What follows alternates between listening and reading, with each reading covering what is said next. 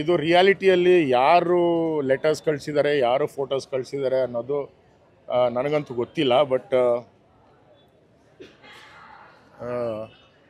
ಅವ್ರು ಮಾಡಿರೋ ಅಪವಾದನೆ ನಾನು ಮಾಡಿರಬಹುದು ಅಂತ, ಅಂದರೆ ನಾನೇ ಮಾಡಿದ್ದೀನಿ ಅಂತನೂ ಅಲ್ಲ, ನಾನು ಮಾಡಿರಬಹುದು ಅಂತ.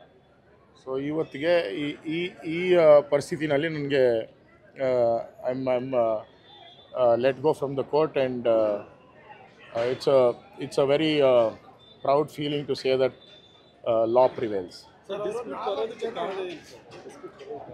ಡಿಸ್ಪ್ಯೂಟ್ ಬರೋದಕ್ಕೆ ಕಾರಣ ಏನಂದರೆ, ಇವರು ದುಬೈಗೆ ಸಾಯ್ಮಾಗೆ ಮತ್ತು ಮಸಾಯ್ ಮಾರಾಗೆ ಫೋಟೋಗ್ರಫಿ ಮಾಡೋಕ್ಕೆ, ಆಮೇಲೆ ತಾಂಜಾನಿಯಾಗೆ ಫೋಟೋಗ್ರಫಿ ಮಾಡೋಕ್ಕೆ ಹೋಗಬೇಕು ಅಂತ ನನ್ನನ್ನು ಕೇಳಿದಾಗ ನಾನು ಇವ್ರಿಗೆ ಎಲ್ಲ ಟ್ರಿಪ್ಸು ಸ್ಪಾನ್ಸರ್ ಮಾಡಿ ಕಳಿಸಿದ್ದೆ.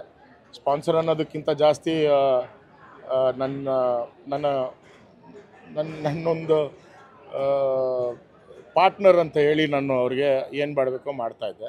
ಬಟ್ ಅನ್ಫಾರ್ಚುನೇಟಾಗಿ ತಾಂಜಾನಿಯಾಗೆ ಹೋಗಿ ಬರೋ ಅಷ್ಟೊತ್ತಿಗೆ ನನಗೆ ಆ ಹುಡುಗನ ಜೊತೆ ತುಂಬ ಕ್ಲೋಸ್ ಆಗಿ, ಆ ಹುಡುಗನ ಜೊತೆ ತುಂಬ ರೆಗ್ಯುಲರಾಗಿ ಇಂಟ್ರ್ಯಾಕ್ಟ್ ಮಾಡ್ತಾಯಿದ್ದಾರೆ ಅನ್ನೋದು ಮಾಹಿತಿ ಬಂತು. ಅವರ ಸ್ವಂತ ಫ್ರೆಂಡ್ಸ್ ಸರ್ಕಲಲ್ಲೇ ಈ ಮಾತು ನನಗೆ ಹೇಳಿದ್ದು. ಸೊ ಅದನ್ನು ನಾನು ಕ್ವೆಶ್ಚನ್ ಮಾಡಿದಾಗ ನಾನು I don't think I am answerable to anybody ಅಂತ ಹೇಳಿ ಆವಾಗಿಂದ ಸ್ವಲ್ಪ ಡಿಸ್ಪ್ಯೂಟ್ ಸ್ಟಾರ್ಟ್.